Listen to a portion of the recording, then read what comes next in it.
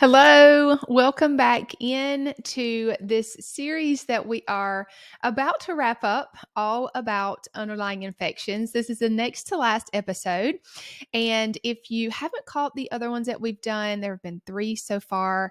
You'll definitely want to make sure that you go back and watch those and just get kind of caught up on this whole series that I'm doing about underlying infections. And so today's topic is Lyme. And Lyme disease is definitely something that we just heard a lot about. You might have personally dealt with it or are dealing with it or know somebody that has. So this topic is a beast. I'll be honest. It is known as the great mimicker, and it is something that's extremely hard to really put your finger on at times, especially if it's in the chronic stage. And so I'm just going to kind of give you some general information about Lyme, and also just some of the symptoms that often aren't talked about. And then just some advice on, if you are struggling with this, what I feel like is how I help clients and the best way to go about it. So first off, Lyme disease. It is caused by a bacteria. It's bacterial. It's caused by the Borrelia bacteria. It has different strand names in different countries, but that's typically the one that you're going to see in the U.S. And it is, again, it's a bacteria that is often accompanied with other co-infections, and we'll talk about those a little bit. But where does it come from? The most common place that we hear about that it comes from is ticks, but that's not the only way that we can get this Lyme bacteria. And so it is a vector-borne illness. So vector-borne as in things that suck your blood. So you could put mosquitoes in that category, other things. Really the top 3 that it typically comes from are ticks, mosquitoes, and fleas. However, it can be passed through the placenta. They have found Lyme bacteria in semen, and so it could be passed that way. So there's other ways that you can get it rather than just being bit by a tick, which I don't think sometimes we really realize. And so I wanted to share that. But now I'm just going to kind of go into some symptoms, because I do feel like there's really one main symptom that we hear about, and that's the bullseye rash. But that is not always the case for everybody, and that's really an acute symptom. And honestly, the majority of cases don't even have a bullseye rash. So if if that's the only thing you're looking for, I don't want to lead you astray and give you false information, because that's definitely not the only sign or symptom that you've been bitten by a tick or that you have Lyme. So other acute symptoms would be flu-like symptoms, the achiness, the fever, things like that. You pretty much get that with acute onset of Lyme and all the co-infections. So that's something that, you can just kind of think back about, having those flu-like symptoms, and just to try to kind of piece some of this together, that might be helpful for you.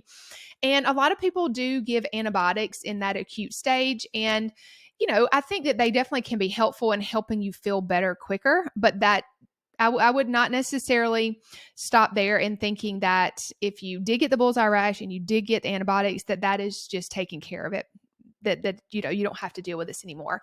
Because honestly, that's rarely the case, unfortunately. As I'm going to explain, this bacteria is a stealth pathogen, and that means that it's very, very, very good at hiding.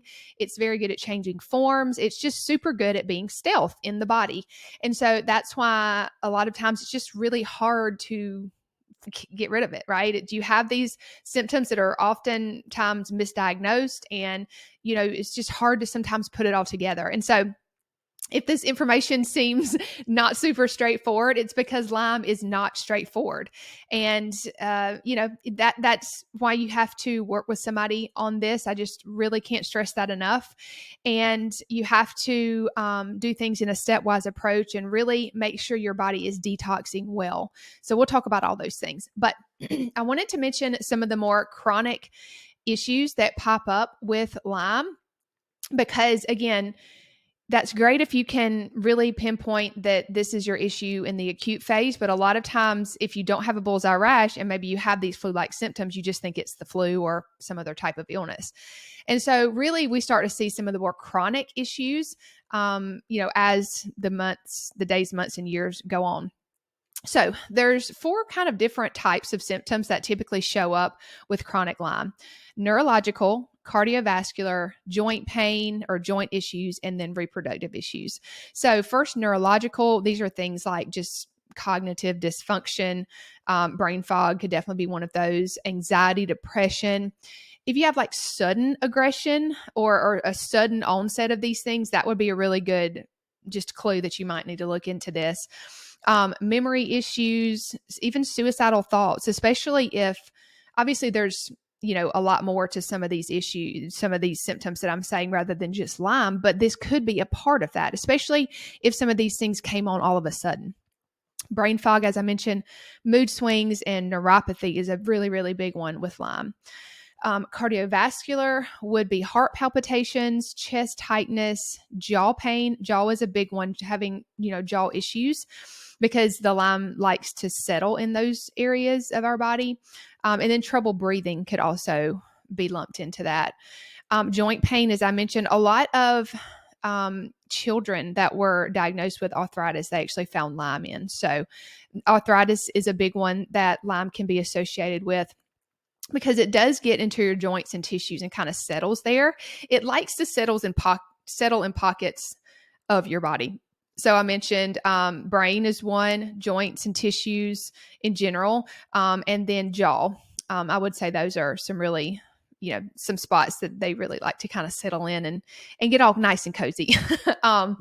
Reproductive issues are really affected because the bacteria oftentimes settles in the bladder, and your bladder and reproductive system, it obviously is very closely related. And so a lot of times you'll see reproductive issues because of the way that it attacks your bladder tissue. And so those are just for the Borrelia bacteria, Lyme. So I mentioned the co-infections, and you don't necessarily have to have Lyme to have co-infections, but a lot of times these just tend to go together. They just like to coincide together. So Babesia is a common co-infection. That's a blood parasite. And so it would make sense why a really big symptom of Babesia is unexplained anemia.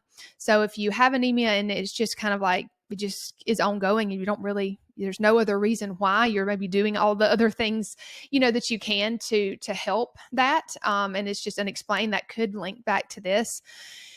Air hunger, or you really can't catch your breath that great. It's just hard to do that. Babesia definitely can cause that. And then intense night sweats, like really like you just wake up drenched. That definitely can be associated with Babesia as well. So those are kind of the main 3. Obviously there's more, but just trying to keep it concise here and just give you some general things to think about. And then the last co-infection that I'll mention is Bartonella. And it's kind of associated with cat scratch fever because that bacteria can live around like the fingernails of cat and then the teeth of cats.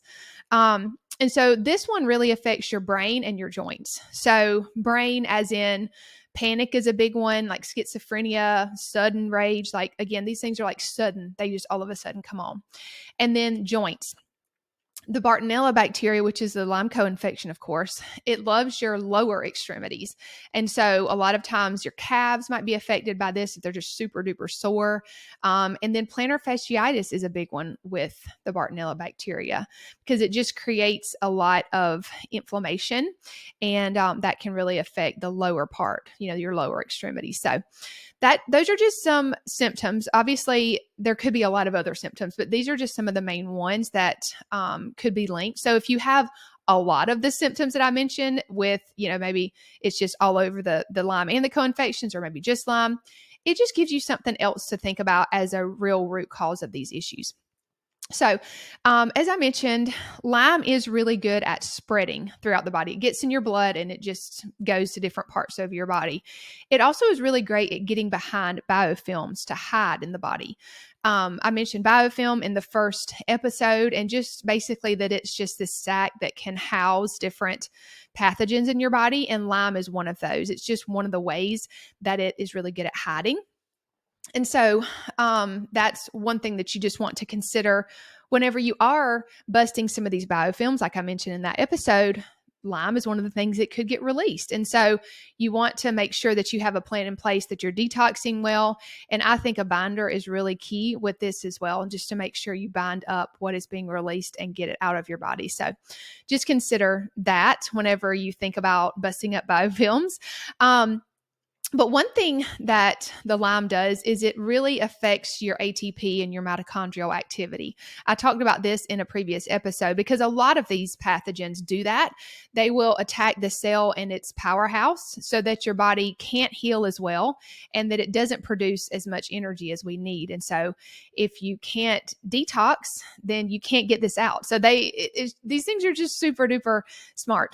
So your drainage organs are very, very key when you think about any of these underlying infections, but definitely Lyme. That's just a really key thing you want to consider, and just making sure that you go about this in the right kind of stepwise approach.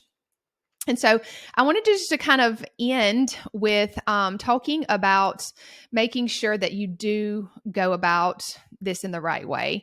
And again, everybody is so different. There's just so much individuality with everything, and especially something like this. So I'm just going to kind of give you some things to consider and think about when you are just trying to figure out where to start if you or someone you know has Lyme.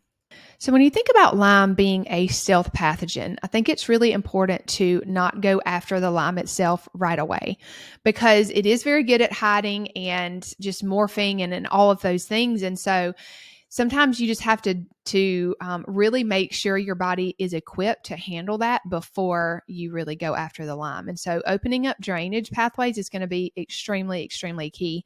Just making sure that you're pooping and that you're sweating and that your lymph system is in check, and liver, gallbladder, things like that. I'm actually going to put my drainage support guide that's free that you can look through, just to give you some additional ideas about how you can make sure that your drainage is open. So I'll put that in the show notes in the description of this video.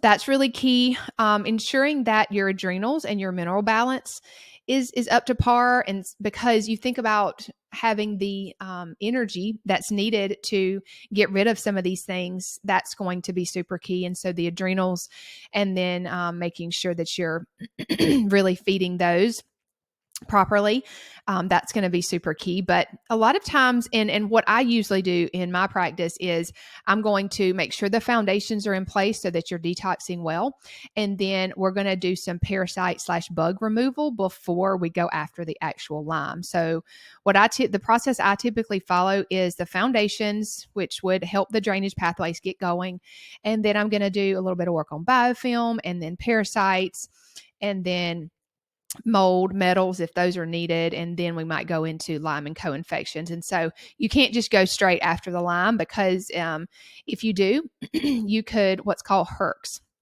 That just means that you stirred up all these things and they can't get out, and it just causes you to feel awful, basically. And so we don't want that. You don't want to stir up a lot of things and not be able to get them out, and it just be too much at one time. And so that's something that's super key in all of this. But, if sometimes you have a lot of these symptoms and you just can't seem to get over that hump to actually start the healing process. And so sometimes you really need to focus on the symptoms that you're having. Like, I know sleep is a big one for people with Lyme. And so just helping your body to be able to rest at night, or maybe, a lot of times these pathogens and things are active at night. So that could be why you're not sleeping as well, if you're just having a really hard time with that. So taking something to really help get those down would be key. And then another one with sleep can be glutathione. And sometimes you can take just, straight glutathione, or I really like a product called Shasandra. It's from Supreme Nutrition, and it can help you produce your own glutathione, which to me, I like better than just giving the end product. So that's something that, you might just want to consider. And then one one more thing that I'll mention is just doing a food sensitivity test. If you have a lot of pretty complex symptoms and you also have autoimmune, I think food sensitivity should really be considered, because if these foods are causing so much inflammation and there's already a lot of inflammation going on, oftentimes it's just too much for your body and you're not going to be able to heal from some of these things. So I'm not a huge fan of like just cutting out foods and thinking that's going to fix the issue, which a lot of times that's what food sensitivity tests are done for. This would really be done to be super targeted, as far as we're going to remove this food because it shows that you're really sensitive to it for sake of inflammation while we're doing this healing protocol. So that's just kind of something to consider with using a food sensitivity test to cut down on some of the inflammation. But I think that is a good overview of Lyme. Again, there's so many other things I could say here, but this podcast is called Integrative Health Simplified. So hopefully that was a simple yet informative overview of Lyme. But the thing that I want you just to remember is this is a stealth pathogen, and that means that it can mimic a lot of other things and it can hide. A lot of times if you try to go after it, even with antibiotics or different herbs, it will change forms. It will go dormant. It will maybe, if you take something, you might feel better. And then when you stop taking it, you feel worse again. That's usually because of this characteristic of this bacteria. So this is why it's really important to work with someone. If you know you have Lyme, if you have a lot of these symptoms, myself or others, they're trained in this to go after and really support the body so that it's able to do this detox work effectively and hopefully help your body to just rid itself of this bacteria. And so I'm going to put the ways that we could work together, so you could check out that more. I'll put it in the description of this video and in the caption, or in the show notes, excuse me, if you're listening to the podcast. But thank you so much for joining me for this episode. We'll have one more left. It will be on viral infections, and interested to see what you guys think about this series. So let me know. You can always message me on Instagram. If this has been really helpful for you, I'd love it if you'd just share this episode with somebody that you feel like would benefit from it, or just share your takeaways with me. I would love to know that. All right, guys, I will see you on the next one.